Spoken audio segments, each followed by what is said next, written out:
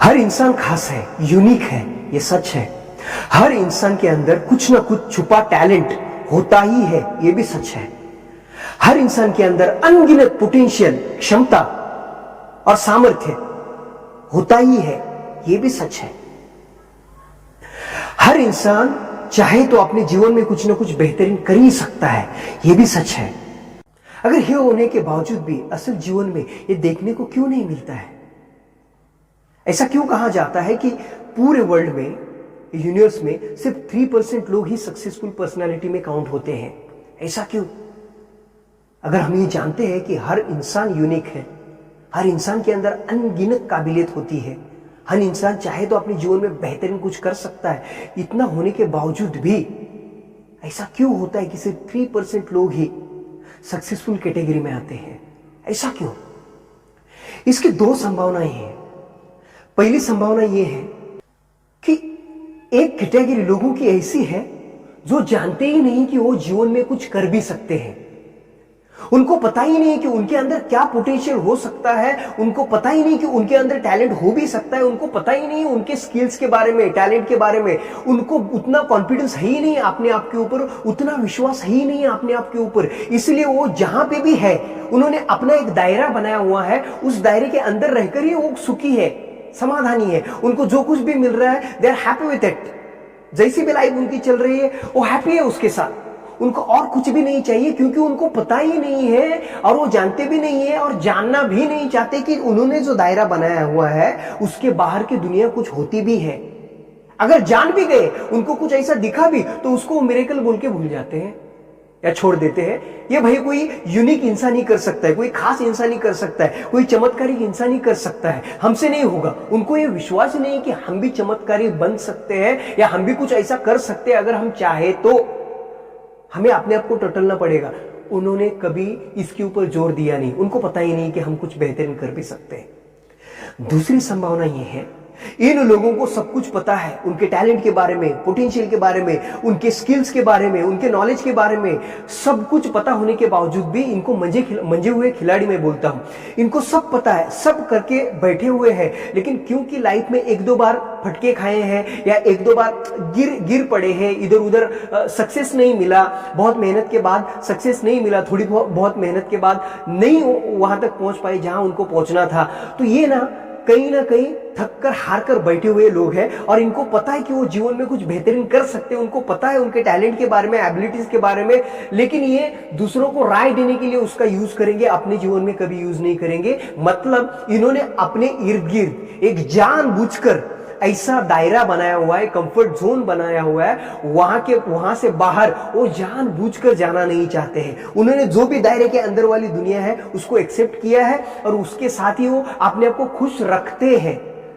खुश हो ना हो, लेकिन खुश रखने की कोशिश करते हैं। क्यों? क्योंकि उनको पता है इस दायरे के बाहर हमें जानबूझकर जाना नहीं है, इसके बाहर की दुनिया हमारे लिए नहीं है, ये वो जानते हैं। और इसके बावजूद भी वो दायरे को तोड़ने की कोशिश नहीं करते, क्योंकि उनको एडिशनल कोई रिस्पॉन्सिबिलिटी अपने सर के ऊपर लेनी नहीं है। उनको किसी भी तरह का कोई बर्डन, बोझ लेना नहीं है, ना सपनों का, ना किसी की इच्छाओं का, ना जीवन में कुछ करने का कोई बोझ नहीं चाहिए। और उसके साथ साथ कोई रिस्क बिल्कुल भी लेनी नहीं है। जीरो रिस्क पे काम करना है, जैसा जीवन चल रहा है वैसा चलाना है, उसमें खुश रहना है, बस। ये दूसरी कैटेगरी है।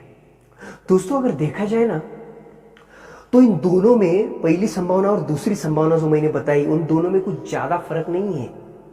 इन दो टाइप के लोगों में कुछ ज्यादा फर्क नहीं है। एक छोटी सी लाइन है, उसको समझना बहुत जरूरी है। और हमें यह देखना पड़ेगा कि आज मैं किस कैटेगरी में बैठा हूं, मैं किस संभावनाओं में आता हूं, पहली या दूसरी। इसमें जो बारीक लाइन है, छोटी सी एक लाइन है जो इन दोनों को डिवाइड करती है, और वो लाइन ये है,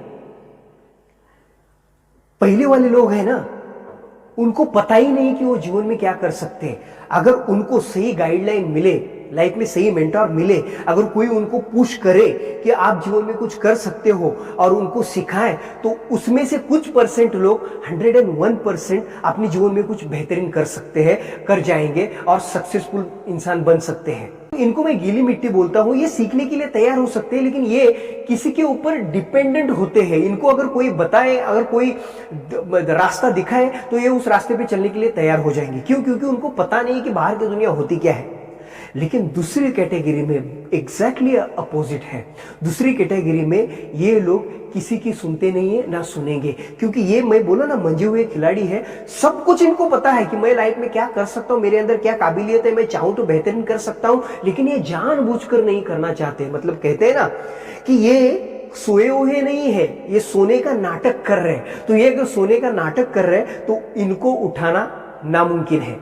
लेकिन जो पहली कैटेगरी है वो सच में सोए हुए हैं, तो उनको जगाया जा सकता है। लेकिन दूसरी कैटेगरी है वो सोने का नाटक कर रहे हैं, तो उनको जगाया नहीं जा सकता। इसीलिए इन दोनों को छोड़कर तीसरी कैटेगरी आती है।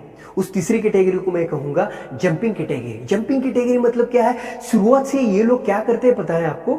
उनको पता है कि मैंने मेरा एक दायरा बनाया हुआ है, लेकिन ये लोग उस दायरे को बार बार तोड़ने की कोशिश करते हैं। गिरते हैं, फिर उठते हैं, फिर गिरते, फिर उठते हैं। बहुत सारे प्रॉब्लम्स आते हैं, उनको सहन करते हैं। अपने जीवन में बहुत सारी उथल पुथल होती है, उनको सहन करते हैं। लेकिन उसके बावजूद भी जो भी दायरा बनाया हुआ है उसको तोड़ने से पीछे नहीं हटते। बार बार उस दायरे को तोड़ते रहते हैं और फिर गिरते हैं, फिर उठते हैं, तोड़ते हैं, फिर गिरते हैं, फिर उठते हैं। और एक दिन आता है दोस्तों, एक दिन आता है कि यही लोग, ये तीसरे कैटेगरी के लोग ही अपने सपनों पर राज करते होते हैं।